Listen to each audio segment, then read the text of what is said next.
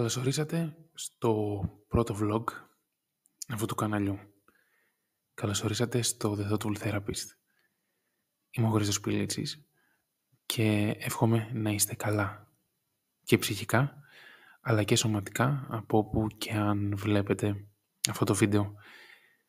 Σκέφτηκα να δημιουργήσω μια διαφορετική σειρά σε αυτό το κανάλι, μια διαφορετική σειρά vlog αυτή τη φορά, με πράγματα και πληροφορίες ψυχολογίας, οι οποίες θα είναι χρήσιμες για το ευρύ κοινό. Ξέρετε, πολλές φορές σκέφτομαι ότι πολλά επαγγέλματα τείνουν να γίνουν κλειστά προς το ευρύ κοινό. Κάτι το οποίο προσωπικά, και ελπίζω να μοιράζομαι την ίδια ιδέα και με άλλους συναδέλφους, δεν θα ήθελα σε καμία περίπτωση να το δω να συμβαίνει.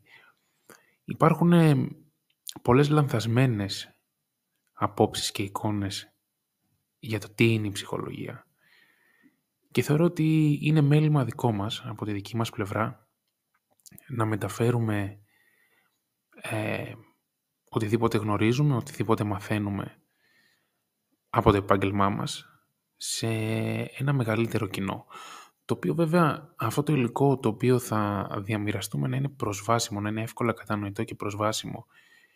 Είναι νομίζω πάρα πολύ εύκολο να ο καθένας από το επάγγελμά του και αυτό που γνωρίζει πολύ καλά και έχει δουλέψει και εστιάσει, να μοιράζεται, αν θέλετε, κλειστές πληροφορίες που είναι κατανοητές μόνο για τον περίγυρό του.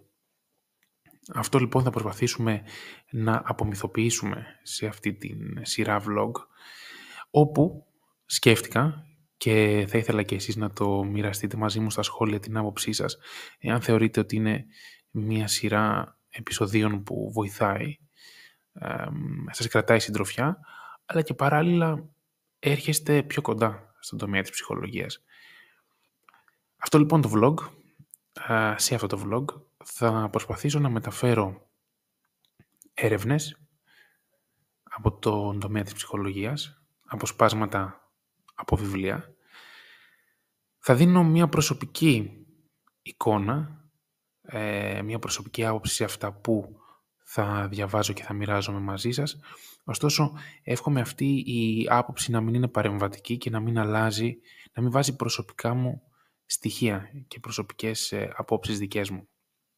Εννοείται πως θα είναι πάρα πολύ χρήσιμο, είναι χρήσιμα τα σχόλιά σας και η άποψή σας πάνω σε όλα αυτά που θα κάνουμε.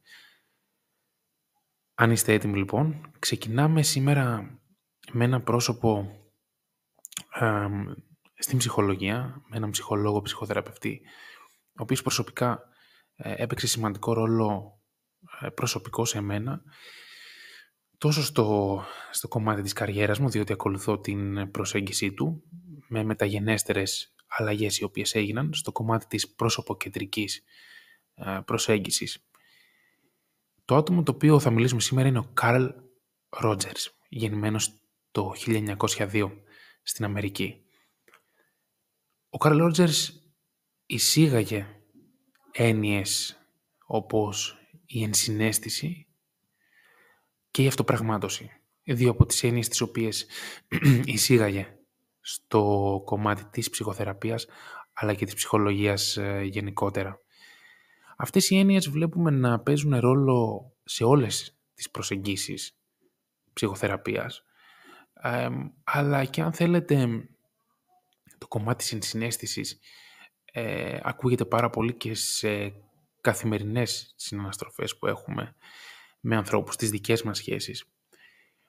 Αυτό που το απόκομμα που θα διαβάσουμε και θα σχολιάσουμε σήμερα μαζί είναι από το βιβλίο του Καρλ Ρότζερς που γράφτηκε το 1961 με τον ελληνικό τίτλο «Το γίγνεσθε του προσώπου» ή αλλιώς στα αγγλικά «On Becoming a Person». Αυτό λοιπόν το απόσπασμα, ένα από τα αποσπάσματα σίγουρα που μπορείτε να βρείτε και εσείς στο διαδίκτυο, το σημερινό το οποίο επιλέγω ξεκινάει κάπως έτσι. Στην πραγματικότητα, καθένας μας είναι από μόνος του ένα νησί και μπορεί να χτίσει γέφυρες με άλλα νησιά μόνο εάν, αρχικά, είναι διαθετημένος να είναι ο εαυτός του και του επιτρέπεται να είναι ο εαυτός του, το γίγνεσθε του προσώπου. Θεωρώ λοιπόν, λέει ο Καρλ Ρότζερς, πως όταν μπορώ να δεχτώ έναν άλλον άνθρωπο, πράγμα που σημαίνει να δεχτώ τα συναισθήματα, τις τάσεις και τα πιστεύω του ως έναν αληθινό και ζωτικό κομμάτι του εαυτού του, τότε τον βοηθάω να γίνει πρόσωπο και αυτό έχει μεγάλη αξία. Εδώ λοιπόν βλέπουμε ότι το να αποδεχθείς ένα άτομο όπως πραγματικά είναι δεν έχει ευεργετικά αποτελέσματα μόνο για το άτομο που κάνει αυτή την ενέργεια να δεχτεί το άλλο άτομο όπως πραγματικά είναι. Αλλά υπάρχουν και ευεργετικά αποτελέσματα και για το άλλο το άτομο. Πώς γίνεται αυτό? Το να δεχθείς χωρίς κριτική, χωρίς αρνητική κριτική, χωρίς να γιώσεις αν θέλεις ένα άτομο, χωρίς να το ακυρώσεις για το πώς είναι. Διότι κακά τα ψέματα είναι εύκολο να μιλάμε για αυτή την κριτική, διότι είναι μια διαδικασία της ανθρώπινης ύπαρξης. Το να μην καταπίνει χωρίς κριτική ή αξιολόγηση τα όσα ερεθίσματα δέχεται. Από την άλλη όμως εδώ ο Καρλ Ρότζερς αυτό που αναφέρει είναι ότι αν πραγματικά επιθυμούμε να κατανοήσουμε και να προσεγγίσουμε ένα άτομο μη τοξικά, χρειάζεται να αποδεχτούμε αυτό που είναι, ακόμη και αν έρχεται σε πλήρη αντίθεση με αυτά που εμείς πιστεύουμε. Άλλωστε, δεν μας ρώτησε κάποιος για το ποια είναι η άποψή μας για ένα άλλο πρόσωπο. Αυτό που θέλουμε ή θα ήταν αποτελεσματικό να θέλουμε είναι μία επικοινωνία με τους ανθρώπους και τα δύο μέρη τα οποία συμμετέχουν στη συζήτηση, στην αλληλεπίδραση, να μπορούν να είναι ο εαυτός τους. Συνεχίζει λοιπόν ο Καρλ Ρότζερς και λέει ότι το επόμενο δίδαγμα, ίσως είναι δύσκολο να το επικοινωνήσω, είναι το ακόλουθο. Όσο περισσότερο ανοιχτός είμαι στις δικές μου πραγματικότητες και σε αυτές των άλλων ανθρώπων, τόσο λιγότερο εύχομαι να προλάβω να διορθώσω τα πράγματα. Όσο προσπαθώ να ακούω τον εαυτό μου και την εμπειρία που συντελείται μέσα μου και όσο προσπαθώ να επεκτείνω μια τέτοια στάση και στους άλλους, τόσο περισσότερο σεβασμό νιώθω για την περίπλοκη διαδικασία της ζωής. Άρα προϋπόθεση για τον Καρλ Ρότζερς είναι, και για από εκεί που θα ήθελε να ξεκινάμε, είναι ο δικός μας προσωπικός εαυτός. Οπότε πριν ξεκινήσουμε μια επικοδομητική επικοινωνία, συνεργασία, σχέση με τους άλλους ανθρώπους, αυτό πρώτα που θα πρέπει να δούμε είναι το δικό μας εσωτερικό κομμάτι. Όπως ακριβώς λέει, όσο περισσότερο είμαι ανοιχτός στις δικές μου πραγματικότητες, πρώτα, και σε αυτές των άλλων ανθρώπων. Τι ακριβώς γίνεται μετά? Τότε προλαβαίνω, τόσο λιγότερο εύχομαι να προλάβω να διορθώσω τα πράγματα. Συνεπώς, από τη στιγμή που θα υπάρξει αυτή η αποδοχή, η ανεφόρον θετική αποδοχή και κατανόηση των ανθρώπων, τόσο λιγότερο θέλω να τα διορθώσω. Διότι δεν καλούμε να διορθώσω πράγματα των άλλων ανθρώπων.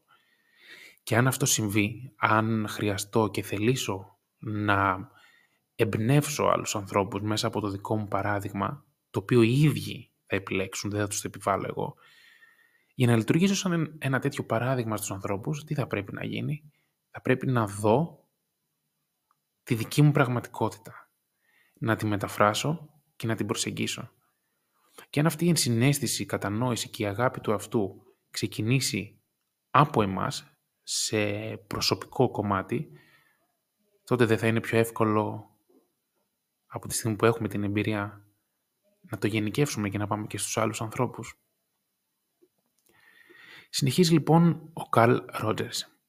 Έτσι τείνω όλο και λιγότερο να προσπαθώ να διορθώσω τα πράγματα, να βάζω στόχους, να διαπλάθω τους ανθρώπους, να τους χειρίζομαι και να τους οθώ στις κατευθύνσεις που εγώ θέλω.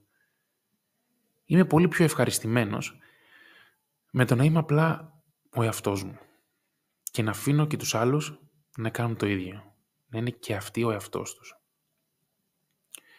Καταλαβαίνω πολύ καλά, λέει ο Ρότζερς, πως ίσως ακούγεται κάπως περίεργο, σχεδόν σαν ανατολίτικη άποψη. Τι είναι η ζωή, αν δεν πρόκειται να κάνουμε πράγματα στους ανθρώπους?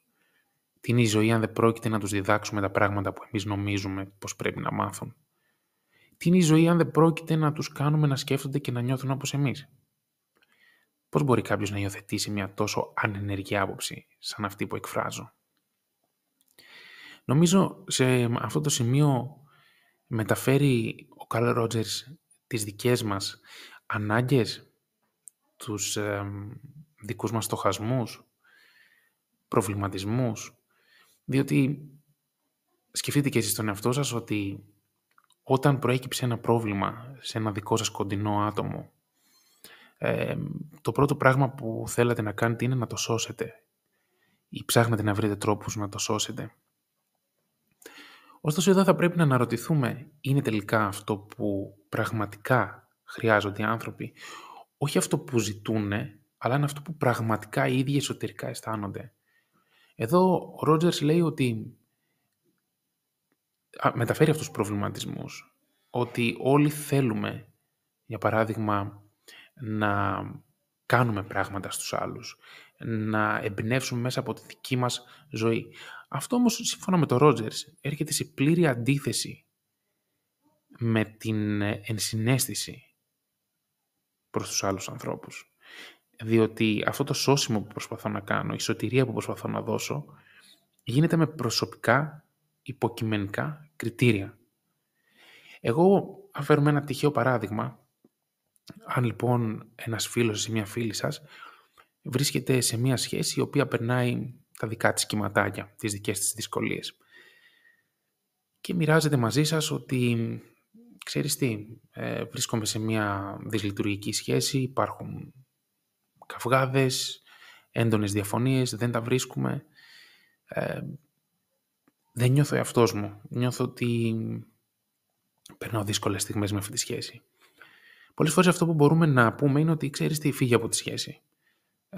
Πρέπει να φύγεις για αυτόν και για αυτόν τον λόγο. Ότι καταπατούνται τα δικαιώματά σου, δεν υπάρχει η άποψή σου. Αυτό όμως, αν πάρουμε αυτή τη δύναμη εκείνη τη στιγμή και λειτουργήσουμε με αυτή την ηγεσία στη ζωή του άλλου που είναι ευάλωτος, αυτό που ίσως κατορθώσουμε είναι να τον οθήσουμε ή να την οθήσουμε να πάρει να κάνει ένα βήμα. Ωστόσο αυτό το βήμα ενδέχεται να μην έχει τα προσωπικά χαρακτηριστικά του ατόμου. Να μην έχει πάρει το ίδιο το άτομο την απόφαση να κινηθεί. Άρα εκείνη τη στιγμή σαν να ερχόμαστε να καταρρίπτουμε την προσωπικότητα του άλλου ανθρώπου. Διότι μία τροπή που θα μπορούσε να πάρει αυτό το παράδειγμα που φέραμε είναι, αν αφήναμε το άτομο να είναι ο εαυτός του, να είμαστε κοντά μη επικριτικά, κατανοώντας τα συναισθήματά του, κατανοώντας το τι ακριβώς λέει. Και είναι ok να μην έχουμε άποψη για κάποια πράγματα. Όταν το άτομο δεχτεί αυτή την ενσυναίσθηση και την κατανόηση, μπορεί να έρθει η στιγμή που το ίδιο το άτομο να πει ότι ξέρεις τι, έφτασε η στιγμή, έφτασε ο χρόνος να αποκοπώ από αυτό το άτομο. Και θα το έχει κάνει μόνο του. Θα έχει πάρει την απόφαση μόνο του. Μπορεί να ακούγεται απλό. Στην πραγματικότητα όμως είναι πολύ πιο σύνθετο. Διότι εκείνη τη στιγμή αποκτάει το εργαλείο που χρειάζεται. Όλες οι εσωτερικές ψυχικές διεργασίες που συμβαίνουν και το οδήγησαν να πάρει αυτή την απόφαση. Και αυτή την απόφαση που προέρχεται μέσα από την κατανόηση κάποιων διεργασιών θα τη χρησιμοποιήσει και σε άλλες περιστάσεις. Άρα το άτομο κατευθείαν γίνεται αυτόνομο. Γίνεται ο εαυτός του.